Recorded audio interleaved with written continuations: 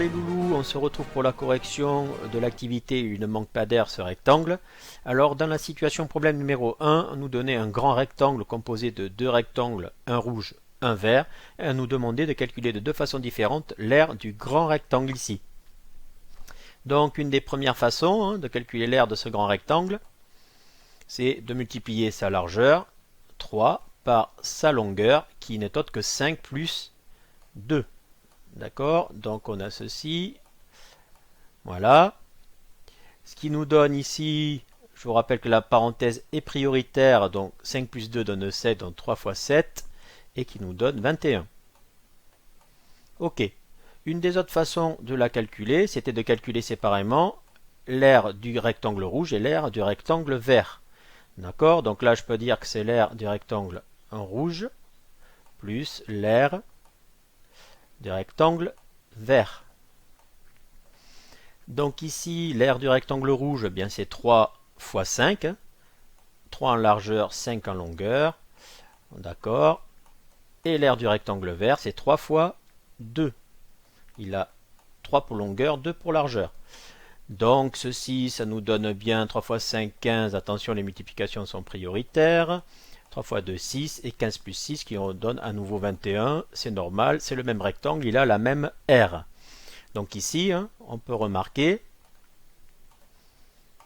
que on pourrait écrire ceci, 3 fois 5 plus 2 en 3 fois 5 plus 3 fois 2.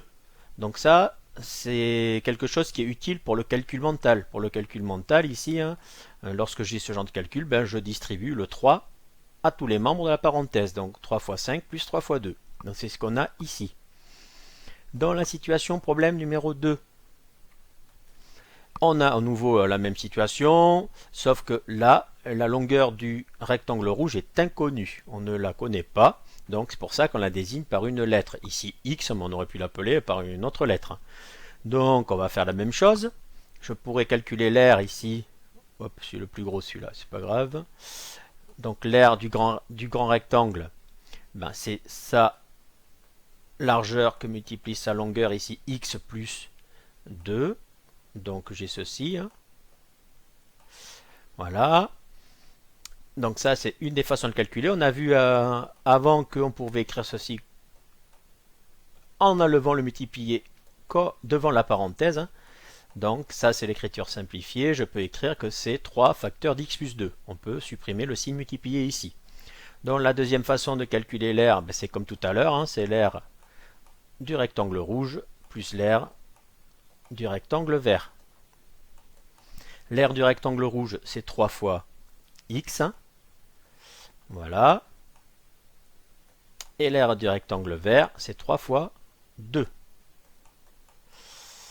Donc il nous donne ici, on peut supprimer le multiplié entre un nombre et une lettre. Et 3 fois 2, 6. Donc c'est égal à 3x plus 6.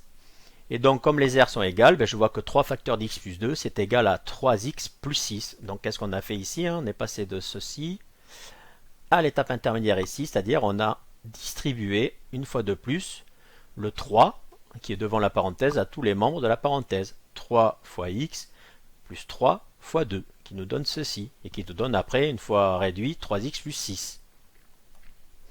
Ensuite, la situation numéro 3. Attention, là, ça a un peu changé. Les longueurs du grand rectangle et du rectangle rouge sont inconnues. Vous voyez, la longueur du grand rectangle est inconnue. Celle-ci du rectangle rouge également. Et calculer de façon l'aire, attention, du rectangle rouge. Ça a changé. Il y a certains qui se sont fait piéger qui ont calculé la grande aire ici. Non, c'est l'aire du rectangle rouge. On va le calculer de deux façons. Donc l'aire du rectangle rouge. Première façon, je vois que c'est 3, ici, fois x. X, c'est tout ça. Et donc si j'enlève 2 ici, ça me donne la longueur là que je suis en train de vous montrer. Donc cette longueur, c'est x moins 2. Donc c'est 3 fois x moins 2. D'accord? Cette longueur-là, c'est bien toute cette longueur x moins celle-ci, 2. Donc ici, on peut supprimer le multiplié devant la parenthèse. Ça nous donne 3 facteurs d'x moins 2. Donc ça c'est une première expression. Et l'aire rouge du rectangle rouge est égal aussi à l'aire du grand rectangle, c'est-à-dire A, moins, attention cette fois-ci, à l'aire du grand rectangle. Ici j'enlève l'aire du rectangle vert pour avoir celle du rectangle rouge, donc moins l'aire du rectangle vert. L'aire du grand rectangle, c'est 3 que multiplie sa longueur ici x, moins, et l'aire du rectangle vert ici, c'est 3 fois 2. Ok, 3 fois x, on peut supprimer le signe multiplié, ça donne 3x, et 3 fois 2, c'est 6, donc 3x moins 6. Ça veut dire que 3 facteur d'x moins 2 est égal à 3x moins 6. Donc pareil, on est passé de ceci avec cette étape intermédiaire là, c'est-à-dire une fois de plus, on a distribué le nombre qui était devant la parenthèse à tous les membres de la parenthèse. Donc 3x et 3 fois x, 3 fois 2. Et le signe moins ici, qu'on a réécrit ici, puisque cette fois-ci c'est une soustraction et pas une addition. Donc ça nous donne ceci. Donc, conclusion, en observant toutes ces égalités, je l'ai dit plusieurs fois déjà, ça veut dire qu'à chaque fois, ici, on a distribué le nombre qui était devant la parenthèse à tous les membres de la parenthèse. Donc 3 fois 5 plus 3 fois 2.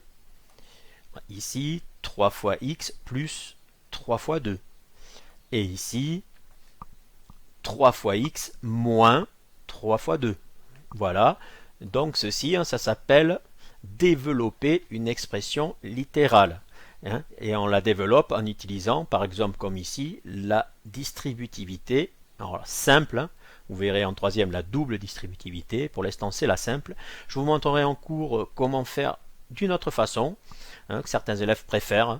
Mais bon, il va falloir s'habituer aussi à celle-ci parce qu'après, quand on a des gros calculs pour plus tard dans votre scolarité, c'est quand même plus rapide de faire ça d'un seul coup plutôt que de passer par le tableau qu'on va faire après. Donc voilà. Donc je vous dis merci, à bientôt.